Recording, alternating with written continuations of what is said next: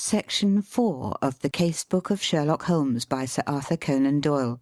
Recording by Ruth Golding. The Adventure of the Mazarin Stone. It was pleasant to Dr. Watson to find himself once more in the untidy room of the first floor in Baker Street, which had been the starting point of so many remarkable adventures.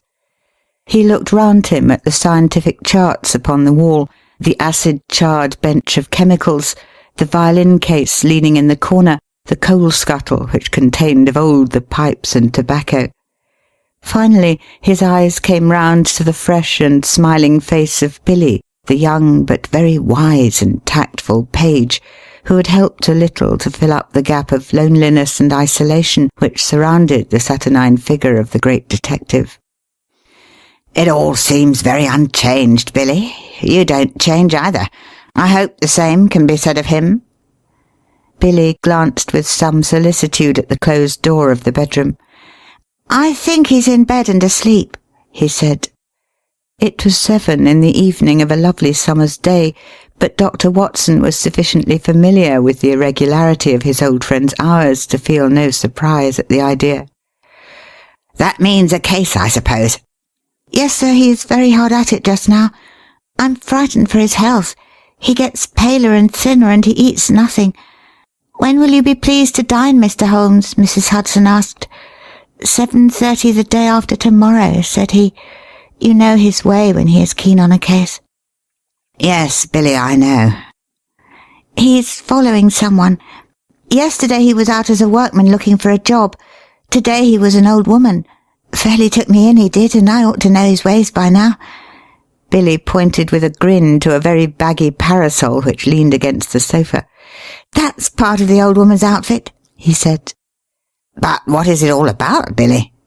Billy sank his voice as one who discusses great secrets of state. "I don't mind telling you, sir, but it should go no farther. It's this case of the Crown Diamond." "What? The £100,000 burglary?" "Yes, sir. They must get it back, sir. Why, we had the Prime Minister and the Home Secretary both sitting on that very sofa. Mr. Holmes was very nice to them. He soon put them at their ease and promised he would do all he could. Then there is Lord Cantrelmere." "Ah." "Yes, sir. You know what that means. He's a stiff 'un, sir, if I may say so. I can get along with the Prime Minister, and I've nothing against the Home Secretary, who seemed a civil, obliging sort of man. But I can't stand his lordship. Neither can Mr. Holmes, sir. You see, he don't believe in Mr. Holmes, and he was against employing him. He'd rather he failed." "And Mr. Holmes knows it?" "Mr. Holmes always knows whatever there is to know." "Well, we'll hope he won't fail, and that Lord Cantrelmere will be confounded. But I say, Billy, what is that curtain for across the window?" "Mr. Holmes had it put up there 3 days ago. We've got something funny behind it." Billy advanced and drew away the drapery which screened the alcove of the bow window. Dr. Watson could not restrain a cry of amazement. There was a facsimile of his old friend, dressing-gown and all, the face turned 3/4 towards the window and downward as though reading an invisible book, while the body was sunk deep in an armchair. Billy detached the head and held it in the air. "We put it at different angles so that it may seem more lifelike. I wouldn't dare touch it if the blind were not down, but when it's up you can see this from across the way." "We used something of the sort once before." "Before my time," said Billy. He drew the window curtains apart and looked out into the street. "There are folk who watch us from over yonder. I can see a fellow now at the window. Have a look for yourself." Watson had taken a step forward when the bedroom door opened and the long, thin form of Holmes emerged, his face pale and drawn, but his step and bearing as active as ever. With a single spring he was at the window and had drawn the blind once more. "That will do, Billy," said he. "You were in danger of your life then, my boy, and I can't do without you just yet. Well, Watson, it is good to see you in your old quarters once again. You come at a critical moment." "So I gather." "You can go, Billy." That boy is a problem, Watson. How far am I justified in allowing him to be in danger? Danger of what, Holmes? Of sudden death. I am expecting something this evening. Expecting what? To be murdered, Watson. No, you are joking, Holmes. Even my limited sense of humour could evolve a better joke than that. But we may be comfortable in the meantime, may we not? Is alcohol permitted? The gazagine and cigars are in the old place. Let me see you once more in the customary armchair. You have not, I hope, learned to despise my pipe and my lamentable tobacco. It has to take the place of food these days. But why not eat? Because the faculties become refined when you starve them. Why, surely as a doctor, my dear Watson, you must admit that what your digestion gains in the way of blood supply is so much lost to the brain. I am a brain, Watson. The rest of me is a mere appendix. Therefore it is the brain I must consider. But this danger, Holmes. Ah, yes.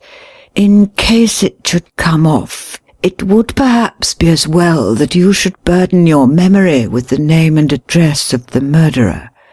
You can give it to Scotland Yard with my love and a parting blessing. Silvius is the name. Count Negretto Silvius. Write it down, man, write it down. 136 Moorside Gardens, Northwest. Got it? Watson's honest face was twitching with anxiety. He knew only too well the immense risks taken by Holmes, and was well aware that what he said was more likely to be understatement than exaggeration. Watson was always the man of action, and he rose to the occasion. Count me in, Holmes. I have nothing to do for a day or two. Your morals don't improve, Watson. You have added fibbing to your other vices. You bear every sign of the busy medical man with calls on him every hour. Not such important ones. But can't you have this fellow arrested? Yes, Watson, I could. That's what worries him so. But why don't you? Because I don't know where the diamond is. Ah, Billy told me. The missing crown jewel. Yes, the great yellow Mazarin Stone. I've cast my net and I have my fish, but I have not got the stone. What is the use of taking them? We can make the world a better place by laying them by the heels. But that is not what I am out for. It's the stone I want. And is this Count Silvius one of your fish? Yes, and he's a shark. He bites. The other is Sam Merton, the boxer. Not a bad fellow, Sam, but the Count has used him. Sam's not a shark. He's a great big, silly, bull-headed gudgeon, but he is flopping about in my net all the same. Where is this Count Silvius? I've been at his very elbow all the morning. You've seen me as an old lady, Watson. I was never more convincing. He actually picked up my parasol for me once. By your leave, madame, said he. Half Italian, you know, and with the southern graces of manner when in the mood, but a devil incarnate in the other mood. Life is full of whimsical happenings, Watson. It might have been tragedy. Well, perhaps it might. I followed him to old Strabenzi's workshop in the Minories. Strabenzi made the air gun, a very pretty bit of work as I understand, and I rather fancy it is in the opposite window at the present moment.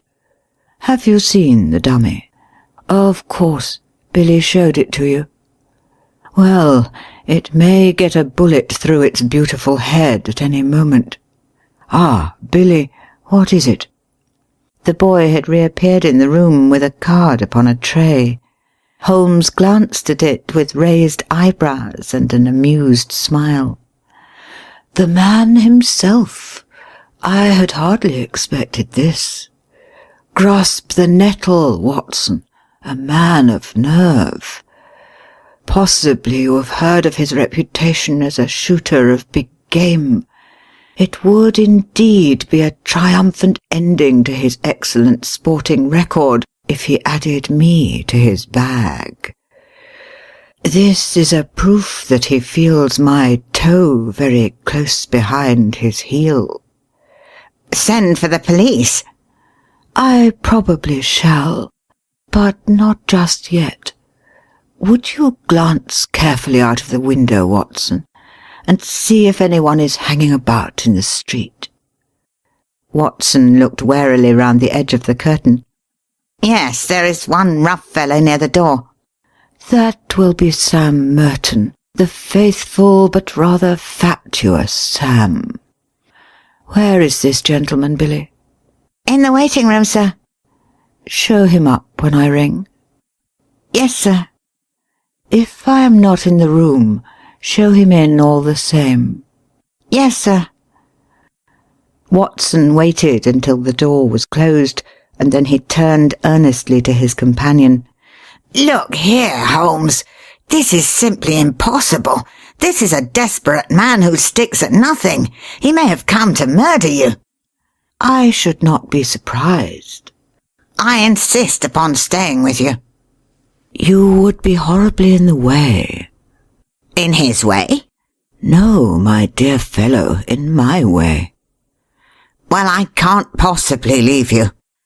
"Yes, you can, Watson, and you will, for you have never failed to play the game. I am sure you will play it to the end. This man has come for his own purpose, but he may stay for mine." Holmes took out his notebook and scribbled a few lines. "Take a cab to Scotland Yard and give this to Youghal of the CID.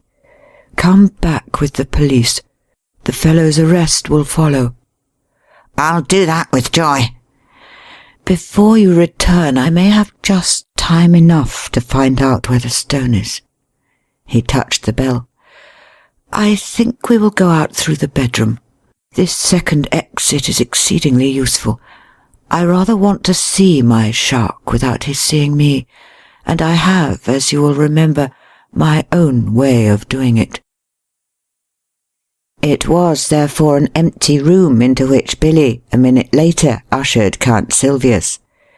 The famous game shot, sportsman, and man about town was a big, swarthy fellow, with a formidable dark moustache shading a cruel, thin-lipped mouth, and surmounted by a long, curved nose like the beak of an eagle. He was well dressed, but his brilliant necktie, shining pin, and glittering rings were flamboyant in their effect. As the door closed behind him, he looked round him with fierce, startled eyes, like one who suspects a trap at every turn.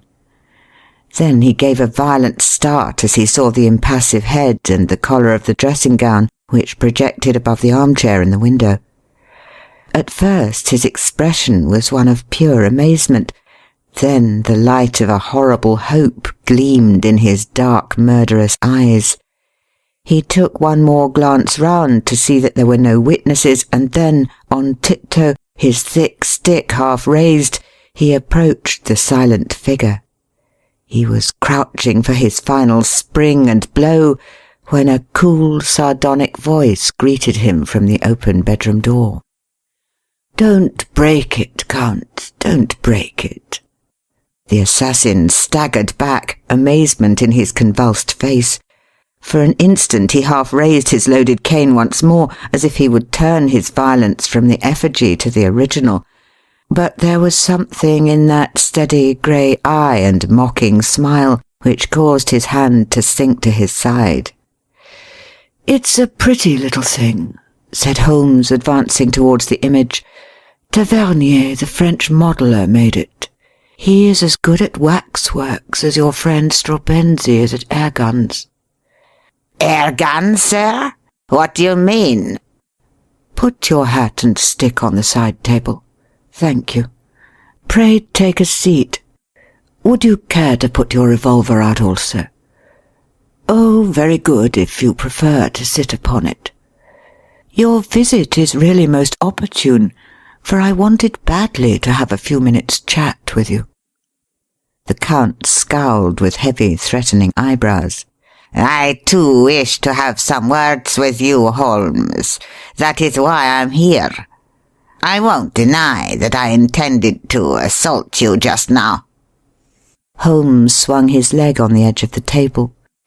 "I rather gathered that you had some idea of the sort in your head," said he. "But why these personal attentions?" "Because you have gone out of your way to annoy me. Because you have put your creatures upon my track." "My creatures? I assure you, no." "Nonsense! I have had them followed. Two can play at that game, Holmes." "It is a small point, Count Silvius, but perhaps you would kindly give me my prefix when you address me. You can understand that with my routine of work I should find myself on familiar terms with half the rogues' gallery, and you will agree that exceptions are invidious." "Well, Mr. Holmes, then." "Excellent. But I assure you you are mistaken about my alleged agents." Count Silvius laughed contemptuously. "Other people can observe as well as you. Yesterday there was an old sporting man. Today it was an elderly woman. They held me in view all day." "Really, sir, you compliment me. Old Baron Dowson said the night before he was hanged that in my case what the law had gained, the stage had lost. And now you give my little impersonations your kindly praise." "It was you yourself?" Holmes shrugged his shoulders. "You can see in the corner the parasol which you so politely handed to me in the Minories before you began to suspect." "If I had known, you might never—" "Have seen this humble home again. I was well aware of it. We all have neglected opportunities to deplore. As it happens, you did not know, so here we are." The Count's knotted brows gathered more heavily over his menacing eyes. "What you say only makes the matter worse. It was not your agents, but your play-acting busybody self. You admit that you have dogged me. Why?" "Come now, Count. You used to shoot lions in Algeria." "Well?" "But why?" "Why? The sport, the excitement, the danger." "And no doubt to free the country from a pest." "Exactly." "My reasons in a nutshell." The Count sprang to his feet, and his hand involuntarily moved back to his hip pocket. "Sit down, sir, sit down. There was another, more practical reason. I want that yellow diamond." Count Silvius lay back in his chair with an evil smile. "Upon my word," said he, "you knew that I was after you for that. The real reason why you are here tonight is to find out how much I know about the matter, and how far my removal is absolutely essential. Well, I should say that from your point of view it is absolutely essential, for I know all about it, save only one thing, which you are about to tell me." "Oh, indeed. And pray, what is this missing fact?" "Where the crown diamond now is." The Count looked sharply at his companion. "Oh, you want to know that, do you? How the devil should I be able to tell you where it is?" "You can, and you will." "Indeed?" You can't bluff me, Count Silvius." Holmes's eyes, as he gazed at him, contracted and lightened until they were like two menacing points of steel. "You are absolute plate glass. I see to the very back of your mind." "Then, of course, you see where the diamond is." Holmes clapped his hands with amusement and then pointed a derisive finger. "Then you do know. You have admitted it." "I admit nothing." "Now, Count, if you will be reasonable, we can do business. If not, you will get hurt." Count Silvius threw up his eyes to the ceiling. "And you talk about bluff," said he. Holmes looked at him thoughtfully, like a master chess player who meditates his crowning move. Then he threw open the table drawer and drew out a squat notebook. "Do you know what I keep in this book?" "No, sir, I do not." "You." "Me?" "Yes, sir, you. You are all here. Every action of your vile and dangerous life." "Damn you, Holmes!" cried the Count with blazing eyes. "There are limits to my patience." "It's all here, Count. The real facts as to the death of old Mrs. Harold, who left you the Blymer estate which you so rapidly gambled away." "You are dreaming." "And the complete life history of Miss Minnie Warrender." "Tut, you will make nothing of that." "Plenty more here, Count. Here is the robbery in the Train de Luxe to the Riviera on February 13th, 1892. Here is the forged cheque in the same year on the Crédit Lyonnais." "No, you're wrong there." "Then I am right on the others. Now, Count, you are a card player. When the other fellow has all the trumps, it saves time to throw down your hand." "What has all this talk to do with the jewel of which you spoke?" "Gently, Count. Restrain that eager mind. Let me get to the points in my own humdrum fashion. I have all this against you, but above all, I have a clear case against both you and your fighting bully in the case of the Crown Diamond." "Indeed."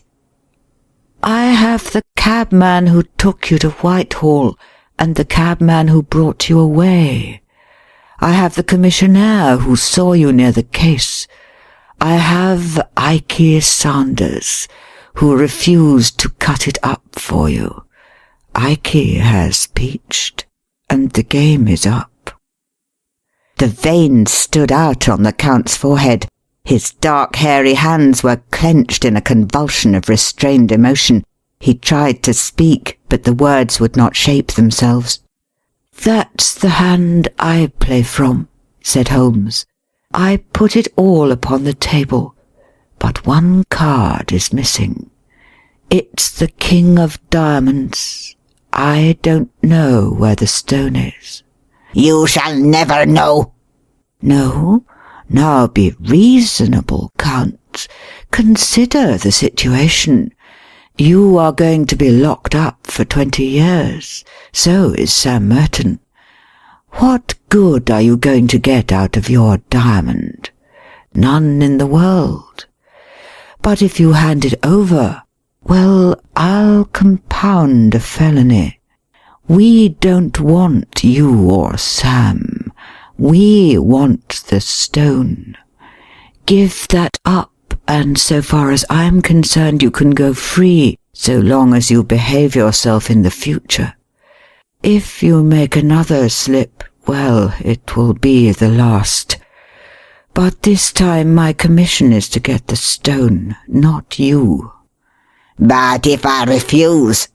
"Why then, alas, it must be you and not the stone."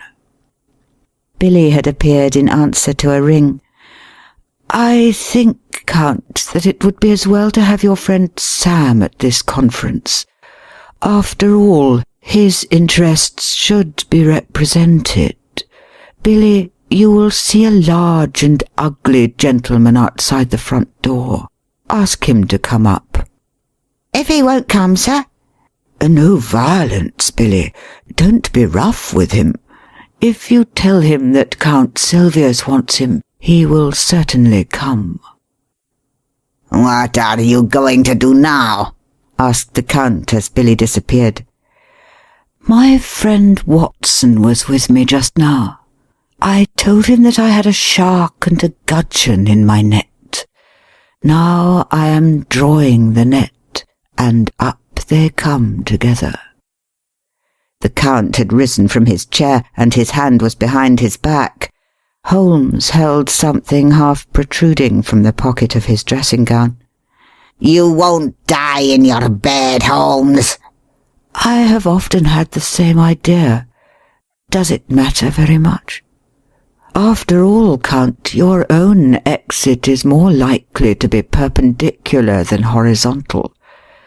But these anticipations of the future are morbid. Why not give ourselves up to the unrestrained enjoyment of the present? A sudden, wild beast light sprang up in the dark, menacing eyes of the master criminal. Holmes's figure seemed to grow taller as he grew tense and ready. It is no use your fingering your revolver, my friend, he said in a quiet voice. You know perfectly well that you dare not use it, even if I gave you time to draw it. Nasty, noisy things, revolvers, Count. Better stick to air guns. Ah, I think I hear the fairy footstep of your estimable partner. Good day, Mr. Merton. Rather dull in the street, is it not? The prize fighter, a heavily built young man with a stupid, obstinate, slab-sided face, stood awkwardly at the door, looking about him with a puzzled expression. Holmes's debonair manner was a new experience, and though he vaguely felt that it was hostile, he did not know how to counter it. He turned to his more astute comrade for help. What's the game now, Count? What's this fellow want? What's up? His voice was deep and raucous. The Count shrugged his shoulders, and it was Holmes who answered. If I may put it in a nutshell, Mr. Merton, I should say it was all up. The boxer still addressed his remarks to his associate. Is this cove trying to be funny or what? I'm not in the funny mood myself. No, I expect not, said Holmes. I think I can promise you that you will feel even less humorous as the evening advances. Now, look here, Count Silvius. I'm a busy man, and I can't waste time. I'm going into that bedroom. Pray make yourselves quite at home in my absence. You can explain to your friend how the matter lies without the restraint of my presence. I shall try over the Hoffmann barcarolle upon my violin. In 5 minutes I shall return for your final answer. You quite grasp the alternative, do you not? Shall we take you, or shall we have the stone? Holmes withdrew, picking up his violin from the corner as he passed.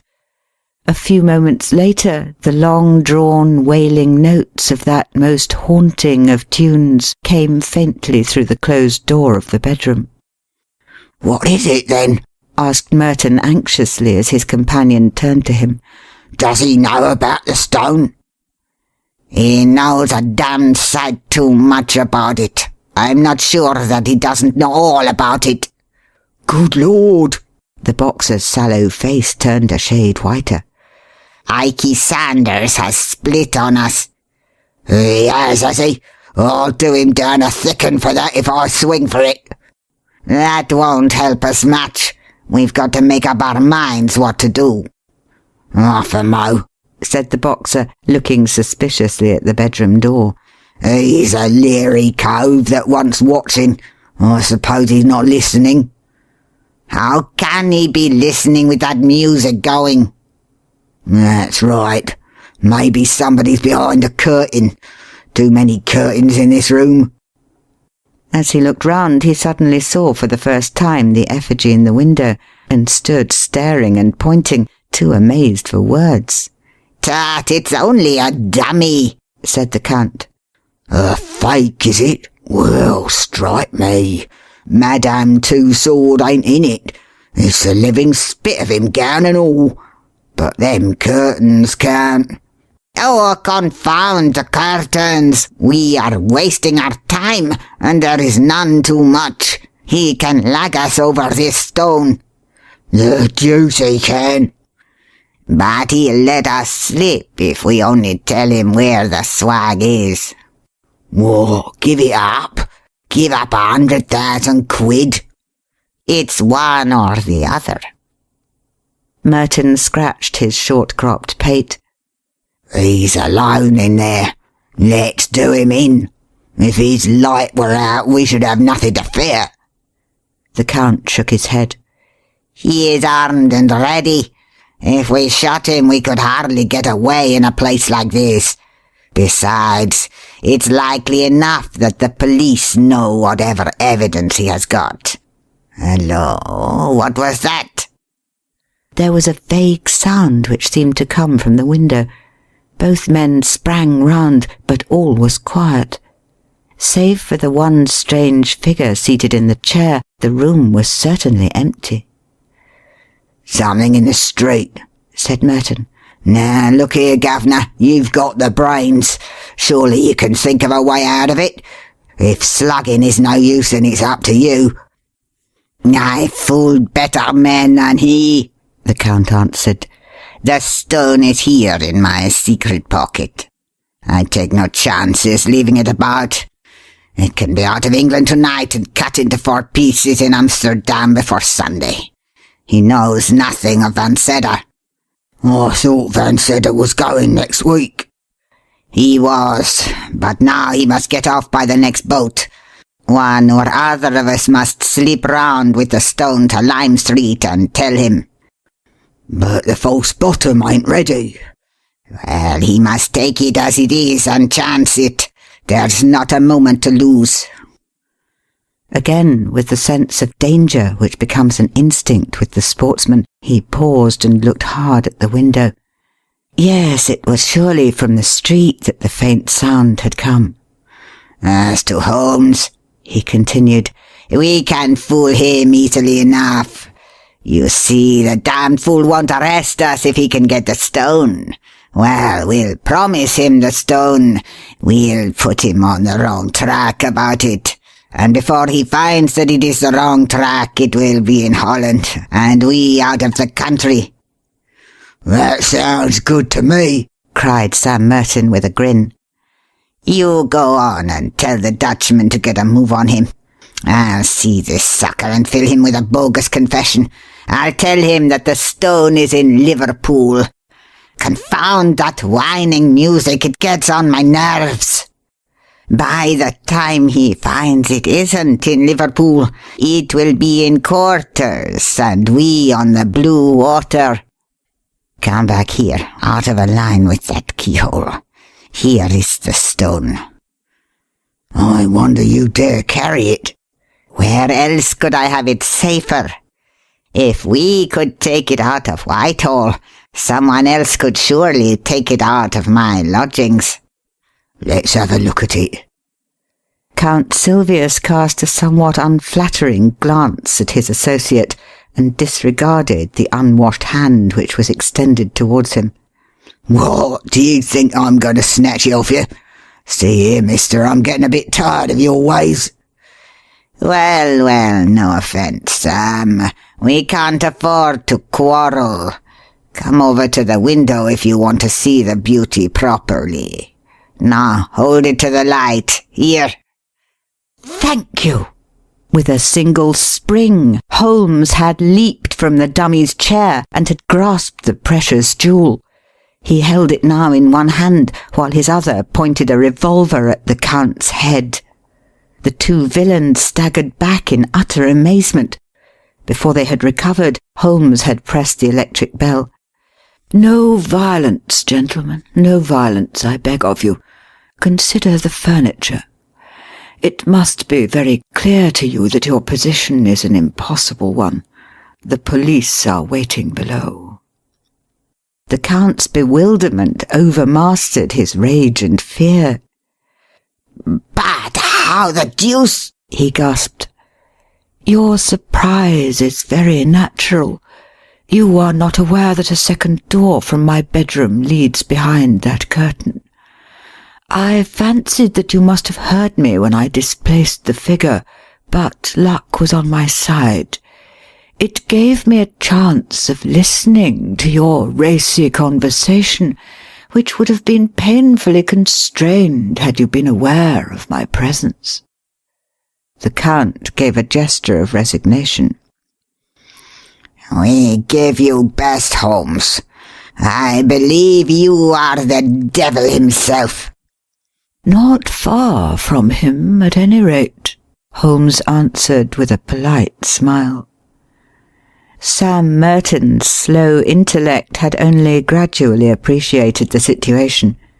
Now, as the sound of heavy steps came from the stairs outside, he broke silence at last.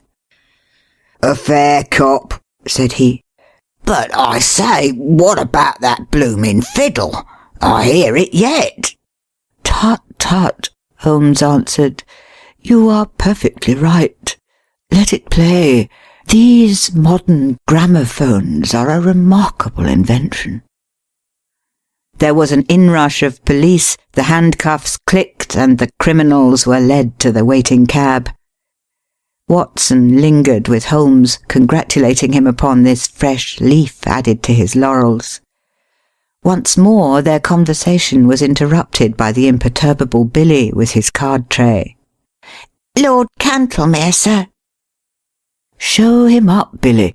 This is the eminent peer who represents the very highest interests," said Holmes. "He is an excellent and loyal person, but rather of the old regime. Shall we make him unbend? Dare we venture upon a slight liberty? He knows we may conjecture nothing of what has occurred." The door opened to admit a thin, austere figure with a hatchet face and drooping mid-Victorian whiskers of a glossy blackness which hardly corresponded with the rounded shoulders and feeble gait. Holmes advanced affably and shook an unresponsive hand. "How do you do, Lord Cantlemere? It is chilly for the time of year, but rather warm indoors. May I take your overcoat?" "No, thank you. I will not take it off."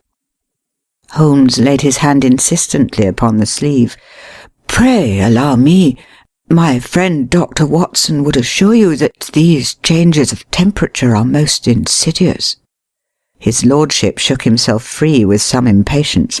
"I'm quite comfortable, sir. I have no need to stay. I have simply looked in to know how your self-appointed task was progressing." "It is difficult, very difficult." "I feared that you would find it so." There was a distinct sneer in the old courtier's words and manner. "Every man finds his limitations, Mr. Holmes, but at least it cures us of the weakness of self-satisfaction." "Yes, sir, I have been much perplexed." "No doubt." "Especially upon one point possibly you could help me upon." "You apply for my advice rather late in the day. I thought that you had your own all-sufficient methods. Still, I am ready to help you." "You see, Lord Cantlemere, we can no doubt frame a case against the actual thieves." "When you have caught them." "Exactly. But the question is, how shall we proceed against the receiver?" "Is this not rather premature?" "It is as well to have our plans ready. Now, what would you regard as final evidence against the receiver? The actual possession of the stone. You would arrest him upon that? Most undoubtedly. Holmes seldom laughed, but he got as near it as his old friend Watson could remember.